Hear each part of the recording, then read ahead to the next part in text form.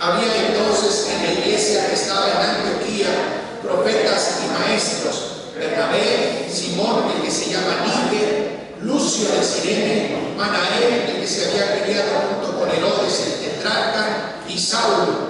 Ministrando estos al Señor y ayunando, dijo el Espíritu Santo: apartadme a Bernabé y a Saulo para la obra que los he llamado. Entonces, habiendo ayunado y orado, les impusieron las manos y los despidieron. Tómense.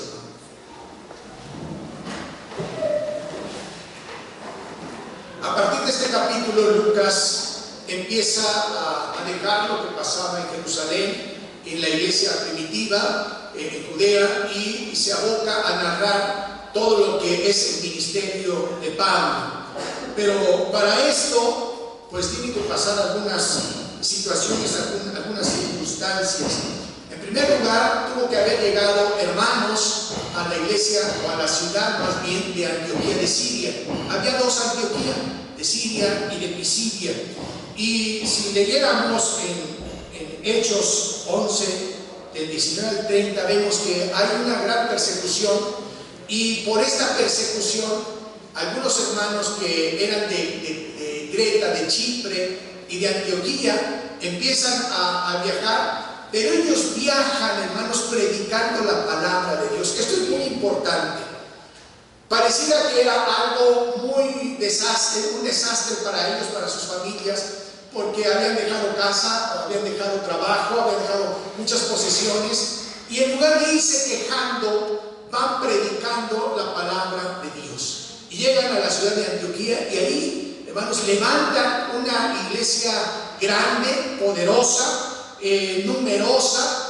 Y aunque en esta iglesia por primera vez se les llama cristianos, pero en un sentido de mofa, en un sentido de burla, ellos, hermanos, aunque no conocían la epístola de Pablo, los hermanos todavía no se escribían, pero yo creo que estas palabras de Pablo en sus corazones estaban: que no me avergüenzo del evangelio, porque es el poder de Dios. Dice Hechos 11:26, ya lo mencioné, que esta iglesia de Antioquía era muy numerosa.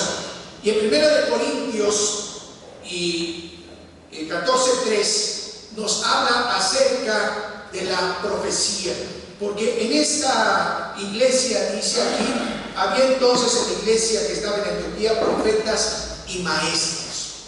El sentido que se le da en la Biblia, y sobre todo en el Nuevo Testamento, a los profetas no es el mismo que en la actualidad se le da a muchos que se dicen ser profetas, que solamente vaticinan, esto es, que tratan de adivinar el futuro, de hablar de eventos futuros.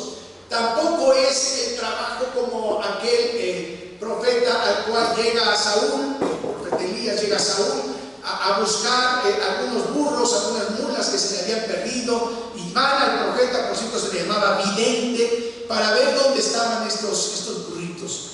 El profeta aquí, del cual habla la Biblia, Lucas, refiriéndose a Antioquía, es aquel que ha recibido el Espíritu Santo, hermanos, y que habla palabra de Dios para edificación de la iglesia, para exhortación de la iglesia y para el consuelo de la iglesia. Esas son las tres acciones que debe hacer un profeta de Dios: edificar la iglesia, exhortar, esto es, animar a la iglesia, y consolar a la iglesia. Había doctores o maestros ahí también en Antioquía que, como su nombre lo dice, enseñaban la palabra de Dios a todos aquellos que se reunían en esta iglesia.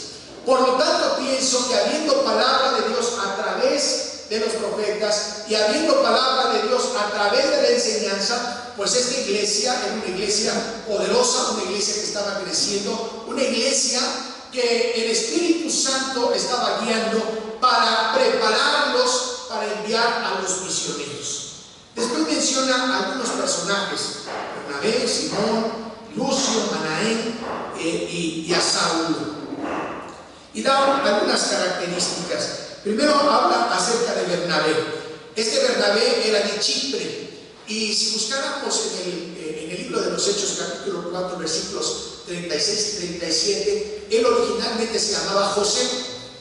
Y este José fue de los primeros que vendió sus propiedades, y el dinero que obtuvo por la venta de sus propiedades lo llevó a los pies de los apóstoles, y obviamente los apóstoles administraron. Y dice la Biblia que en aquella época no había necesitados en la iglesia, porque los que tenían más podían proveer a la iglesia para que nadie tuviera necesidad.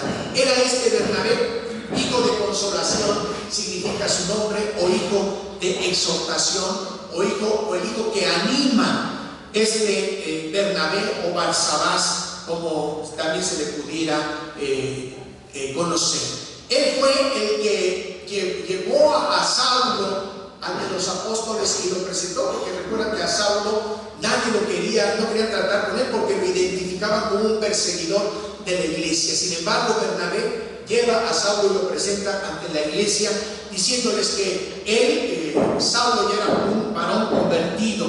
La Biblia lo describe a Saulo como varón bueno, lleno del Espíritu Santo y de fe. Este varón estaba ahí en Antioquía, y era Dios que él levante en este lugar muchos Bernabé, muchos varones como él, buenos, llenos del Espíritu Santo y llenos de fe. También estaba Simeón o Simón Níger, llamado Níger. Níger es negro, entonces me imagino que era morenito, Simón o Simeón. Por el apodo de Níger, algunos piensan que era de Italia, es un nombre latín. Otros dicen, bueno, como estaba morenito, pues a lo mejor venía de África, estaba pues más que morenito, ¿verdad? Un poquito más tostadito, y por eso es que se le llamaba Níger. Este varón también estaba en esta iglesia de Antioquía. Después nos habla de Lucio. Lucio significa nacido de día, y era de una ciudad llamada Cirene. En Hechos 11:20 nos hablan de este Lucio de Cirene, y fue también posiblemente uno de los fundadores de la iglesia de Antioquía. Y si leyéramos Romanos 16:21, Pablo saluda a este Lucio de Cirene y lo llama mi pariente. Posiblemente era familiar de Pablo, este Lucio de Cirene. Manaén, su nombre significa consolador. Él dice que fue criado junto a Herodes, el tetrarca, dice junto a Herodes el tetrarca. Hoy en la escuela dominical ya vimos que había 4 Herodes: el grande, Herodes Antipas, Herodes ¿quién más? Herodes Felipe, me falta uno, Antipas, Arquelao y el otro Felipe. Bien, pues él, cuando dice que se crió junto con Herodes, se le llamaban a estas personas, se le llamaban hijos de leche, porque desde niño estuvo con Herodes. Quiere decir que se crió con él, que fue casi su hermano, sin ser su hermano. Y esta familia de Manaén tuvo este favor de parte de Herodes, porque su papá de Manaén, otro Manaén, ya nos explicó Germán por qué el papá se llama Manaén y el hijo se llama Manaén, y por el nieto también se llama Manaén. El papá de Manaén, que se crió con Herodes el tetrarca, le predijo a Herodes el grande que él iba a ser el rey de Judea. Entonces, como sí ocurrió, pues en favor a esto, a los hijos de Herodes el grande, que estuvieron ahí en la corte. Pues vemos a través de este Manaén que se crió en una corte corrupta, llena de asesinatos, llena de desconfianza. Ahí se crió. Sin embargo, cuando conoció de la palabra de Dios, era uno de los varones de ahí de Antioquía. Y por último, Saulo, pareciera que el más importante, ¿no? El que va a hacer la obra misionera en toda Asia y Europa, es el que está hasta el último, y no se dice nada de él. Ya para entonces, Lucas, que escribió el libro de los Hechos, pues ya conocía quién era Saulo, y podía haber puesto ahí todas las cosas que había hecho Saulo ya en pasado. Sin embargo, la humildad de Saulo se refleja en esto. Obviamente el Señor necesita varones, hermanas, jóvenes, que seamos humildes aquí en la casa del Señor. Realizamos trabajos, sí. Traemos ofrendas también. Estamos en la labor de la visitación de las iglesias en casa también. Pero es trabajo de Dios. Y debemos darle gracias porque Él nos ha elegido, Él nos ha llamado para este trabajo. Bueno, después de esta pequeña o gran introducción, quisiera ahora sí decirles que el tema se llama el Espíritu Santo es el que elige. Él llama, Él elige, Él escoge a aquellos que van a trabajar en su obra. Dice, ministrando estos al Señor y ayunando, dijo el Espíritu Santo. Cuando encontramos esta palabra ministrando, se refiere al servicio. Y según la versión 70, la Septuaginta, que sabemos que es la traducción del hebreo al griego, por ahí de 250 antes de nacer el Señor Jesucristo, el sentido que se le da a ministrar o servir es en un culto. Entonces podríamos, pues tal vez osadamente decir que cuando dice ministrando al Señor y ayunando, estaban en un culto de domingo, en un culto como estamos ahora, ministrando al Señor. No solamente yo ministro, no solamente los hermanos de la música ministran, no solamente la hermana Luz con la computadora ministra, todos ministramos al Señor, todos nosotros, porque estamos aquí alabando y glorificando al Señor. Y en ese sentido, hermanos, la iglesia estaba sirviendo y ayunando. Esta parte de nuestro servicio del ayuno, que pues no sé si lo hemos olvidado, no hemos hecho tanto énfasis, pero dentro de nuestro programa, hoy día domingo deberíamos estar todos en ayuno. Todos deberíamos estar en ayuno. Pero bueno, esto lo dejamos para después. Estando esta iglesia en este servicio y en este ayuno, es cuando el Espíritu Santo dice, dijo el Espíritu Santo. El Espíritu Santo da una orden: apartarme a Bernabé y a Saulo. Pero cuando el Espíritu Santo da una orden, la da a la iglesia.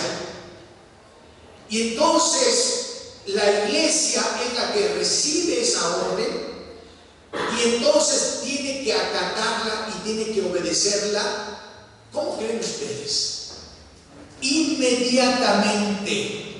En el momento tiene la iglesia que acatar la orden del Espíritu de Dios. Apartarme a Saulo, apartarme a Bernabé para la obra a la que los he llamado. No es como aquel varón que se acerca al Señor Jesús y le dice: déjame ir a enterrar a mi padre. ¿Qué le dijo el Señor? Deja que los muertos entierren a sus muertos y tú ven, sígueme. O déjame irme a despedir. La orden del Señor debe ser acatada, obedecida inmediatamente, porque eso es una orden. Y dice la palabra de Dios: entonces, habiendo ayunado y orado, les impusieron las manos y los despidieron. Aquí aparecen tres actos que hace la iglesia para poder enviar a Saulo y a Bernabé al trabajo. En primer lugar, el ayuno. El ayuno no es el sacrificio que yo voy a hacer al dejar de tomar alimento para obligar a Dios a que conteste mi oración. El ayuno no es el dejar de tomar alimento para ver si Dios, viendo mi sacrificio, se compadece de mí y entonces me contesta, ¿no? El ayuno no es ningún sacrificio, el ayuno no es ningún obligar a Dios para que Él me conteste como yo quiero. El ayuno es la preparación espiritual personal o de la iglesia para saber entender la voz de Dios, para escuchar la voz de Dios y saber cuál es su voluntad y obedecerla. Estar preparados espiritualmente para que cuando Dios hable podamos escucharle y obedecerle. Así estaba la iglesia de Antioquía, ayunando a Dios, esperando la voz de Dios, esperando la orden de Dios, en una preparación espiritual. Lo físico, lo material, lo hacemos a un lado. Las necesidades primarias, esto es el comer, el dormir, el descansar, el trabajo, lo hacemos a un lado para dedicarle a la oración y el ayuno para esperar la voz de Dios. El segundo es precisamente la oración, donde la iglesia implora, pide del Espíritu Santo su dirección. Implora y pide del Espíritu Santo su dirección, su guía, su enseñanza. No le reclama a Dios en la oración, porque hay algunos que ahora declaran, ¿no? Yo declaro que esto y que lo otro. No, es que no tenemos por qué adelantarnos a la voluntad de Dios. Tenemos que implorarle a Dios para que Él obre conforme a su voluntad. El tercero es la imposición de manos. Es un acto donde la iglesia, donde los apóstoles consagraban a los, en este caso los misioneros, en el nombre del Señor. La imposición de manos es un símbolo de autoridad. En nuestro ámbito como ICI, como Iglesia Cristiana Interdenominacional, solamente se le permite a los pastores ordenados imponer la mano sobre la cabeza a los enfermos o a algunas personas que van a ser consagradas. Pero, dejando a un lado la norma de la Iglesia Cristiana Interdenominacional, usted y yo tenemos la autoridad de Dios para orar, para pedirle al Señor, para suplicarle al Señor que Él sane a los enfermos, que Él levante al caído, que Él restaure al que está desamparado, que le dé la ayuda al que no tiene trabajo, que Él provea a la madre abandonada para que no tiene el alimento diario. Nosotros tenemos, hermanos, el poder y la autoridad de parte de nuestro Dios. Dios ordena, pero la iglesia actúa. Dios habla, pero la iglesia escucha y lleva a cabo lo que se le está diciendo. Dios habla y la iglesia envía a Saulo y a Bernabé. ¿A qué?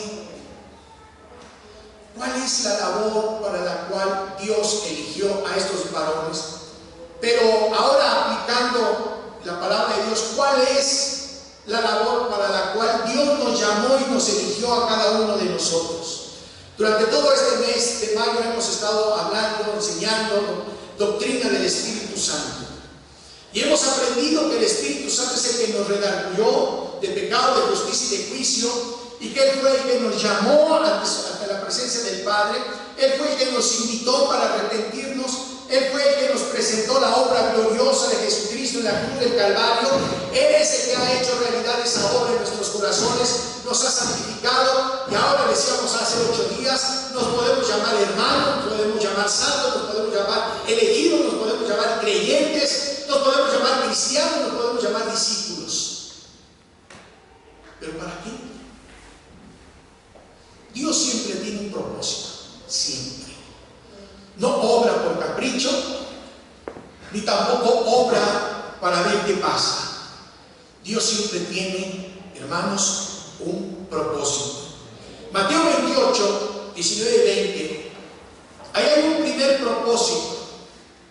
Podemos tener iglesias que funden hospitales, podemos tener iglesias que funden universidades, escuelas, podemos tener iglesias que se dediquen a atender a los necesitados, como Alcance Victoria, como Ejército de Salvación. Podemos tener iglesias que se dediquen a algo en especial, pero la orden del Señor y a la cual tenemos que obedecer es predicar. Punto. Podemos tener hospitales, podemos tener universidades, podemos tener lo que usted guste, comedores, podemos tener lo que usted quiera, pero principalmente, originalmente, el Señor nos está llamando para predicar. Por tanto, ir y hacer discípulos a todas las naciones. ¿Y qué les vamos a presentar? Pues el plan de salvación. ¿Qué les vamos a presentar? a un Jesucristo que murió por nosotros en una cruz. ¿Qué les vamos a presentar? Que el Señor murió en una cruz para comprar nuestras vidas y nuestras almas. ¿Qué les vamos a presentar? Que todos y cada uno de nosotros habíamos sido pecadores y que el Señor nos rescató. ¿Qué les vamos a presentar? Esta vida nueva que el Señor nos da, esta obra de redención que ha hecho el Señor Jesucristo, y que la iglesia, usted y yo, tenemos que proclamar. Eso es lo que tenemos que hacer: proclamar, predicar, anunciar, compartir que Jesucristo sana, que Jesucristo salva, que Jesucristo es el Señor. Se fundan grupos, se forman grupos de diferentes denominaciones. ¿Y para qué?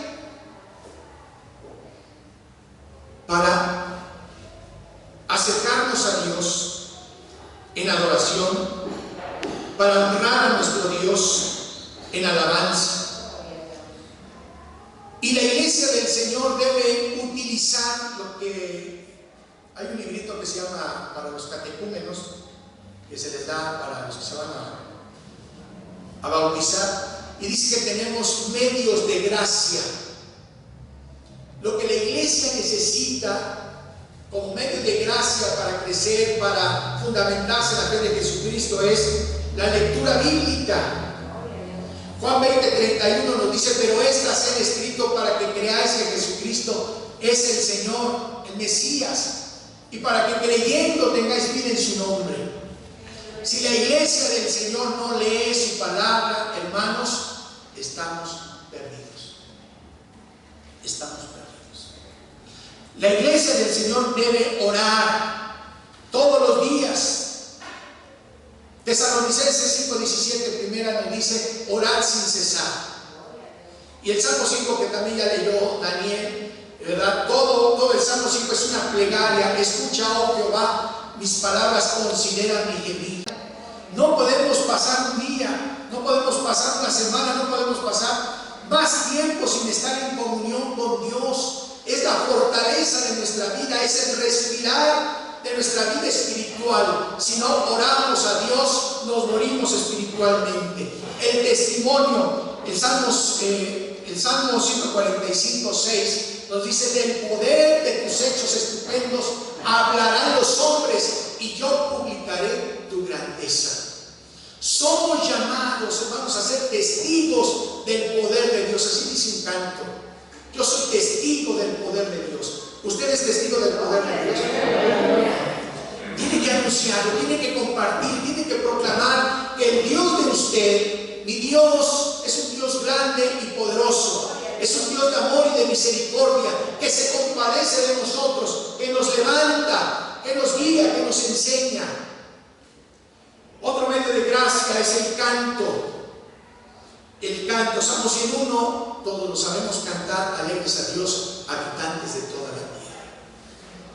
La alabanza, hay un libro que se llama El poder de la alabanza, de Karl Luckers. La alabanza, hermanos, debe estar siempre a flor de nuestros labios. Si antes algunos de nosotros teníamos a flor de labio 8 groserías por 2 palabras más o menos normales, ahora nuestros labios, hermanos, deben alabar constantemente a nuestro Dios. En nuestra casa debe haber alabanzas al Señor. En nuestro corazón debe haber himnos al Señor que exalten su nombre. Aquí en la iglesia, hermanos, el ministerio de la alabanza, el ministerio de la música, el ministerio de la iglesia, hermanos, es adorar y alabar a nuestro Dios con todo nuestro corazón, con un corazón sincero. A veces decimos: no, yo mejor llego ya, que vaya acabando la alabanza, y llego a la predicación, es lo que me interesa, es lo que me gusta. Error. La alabanza, hermanos, es una parte fundamental de nuestra vida como iglesia, para nuestra vida como cristianos. Y la columna vertebral de todo lo que hacemos aquí como iglesia, como congregación, es la predicación. La predicación es tan importante, hermanos, que es la columna vertebral de nuestro culto.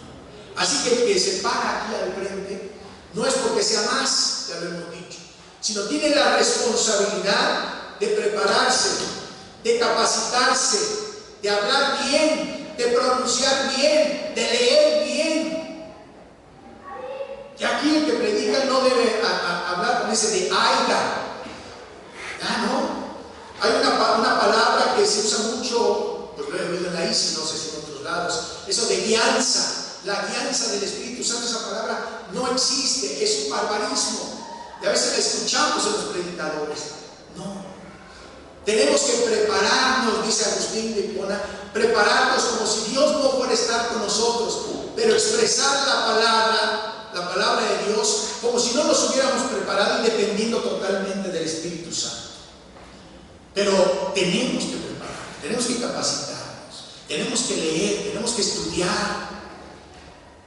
La Biblia lo dice, un neófito no puede pararse aquí al frente. Alguien que apenas empieza, alguien que no tenga capacitación.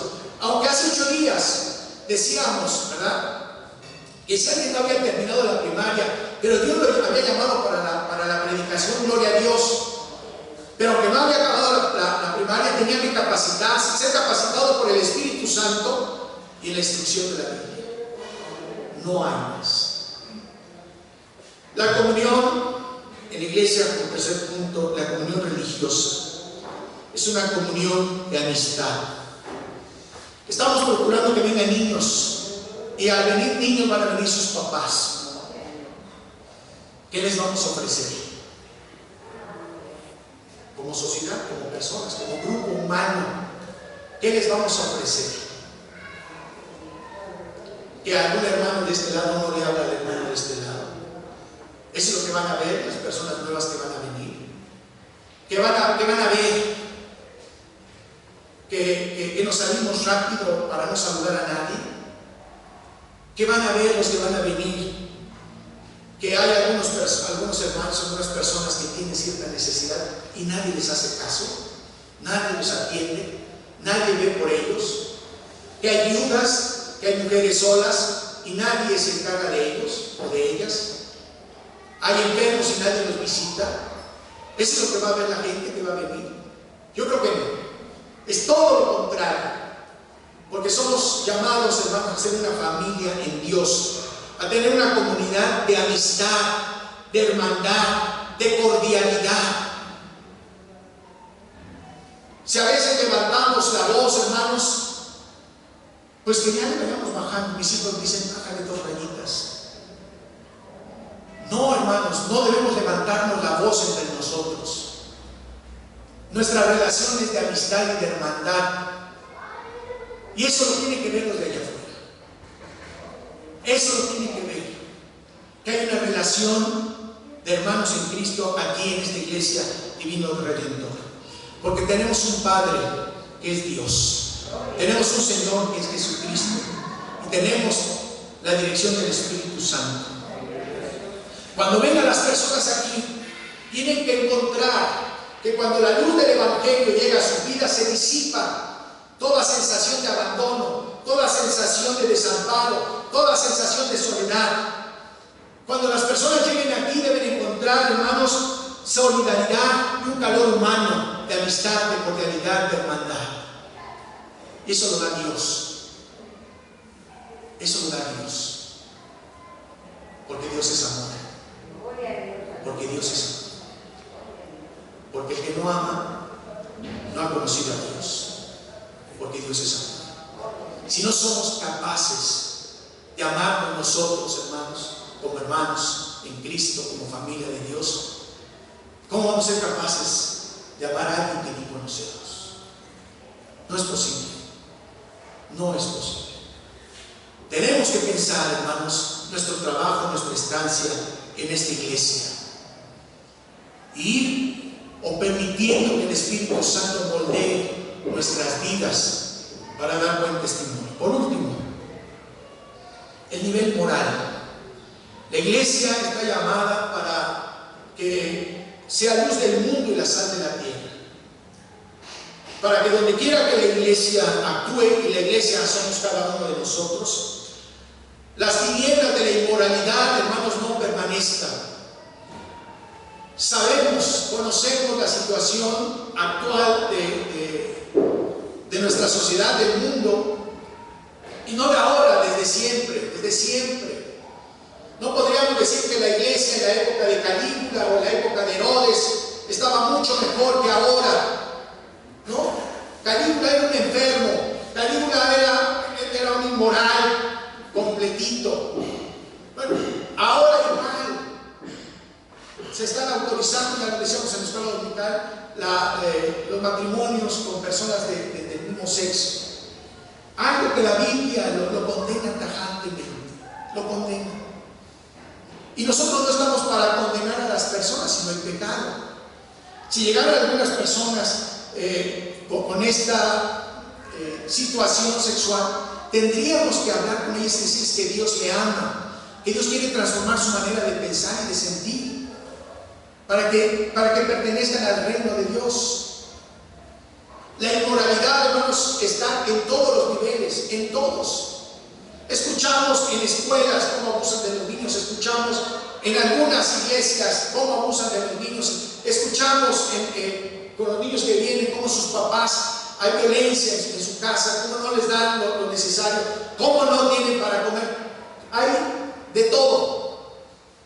Usted y yo somos la luz del mundo y tenemos que alumbrar. ¿Pero cómo? A través de nuestra conducta. A través de nuestra conducta. ¿A quién nos parecemos? ¿Cómo vestimos? ¿Como los de allá? O como dice Pablo, con honestidad, con decencia, con pudor, con decoro.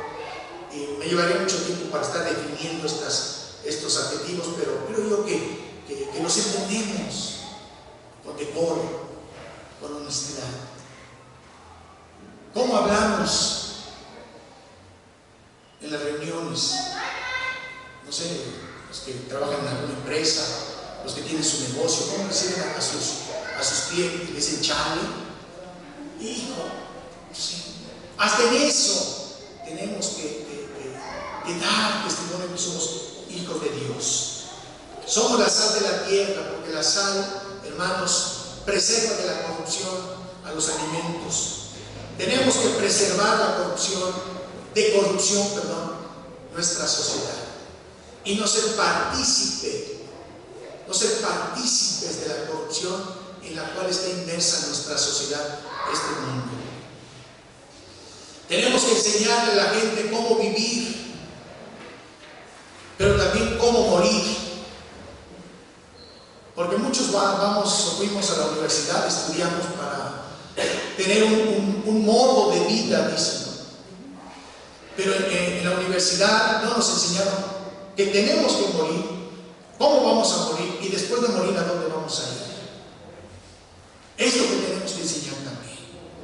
Este nivel, como personas, hermanos, debe influir en todas las áreas, en todas las esferas de nuestra vida. Tenemos que levantar la voz, sí, pero no para discutir con mi hermana, con mi hermano. Tenemos que levantar, sí, pero para predicar el Evangelio. Tenemos que levantar la voz, sí, pero para cantar a nuestro Dios, para leer la palabra. Tenemos que levantar la voz, sí, pero para poder predicar, para poder cantar. Tenemos que levantar, sí, tenemos que levantar la voz, pero para anunciar a las personas que si llegan a este lugar, si entran por aquellas puertas, aquí van a encontrar ese calor humano, ese calor de amor, de amistad, de cordialidad. Tenemos que levantar la voz, sí, en contra de la inmoralidad, pero más que eso, tenemos que vivir de acuerdo a lo que somos, hijos de Dios. De esa manera estaremos cumpliendo con nuestra labor como iglesia, como hijos de Dios. Oremos.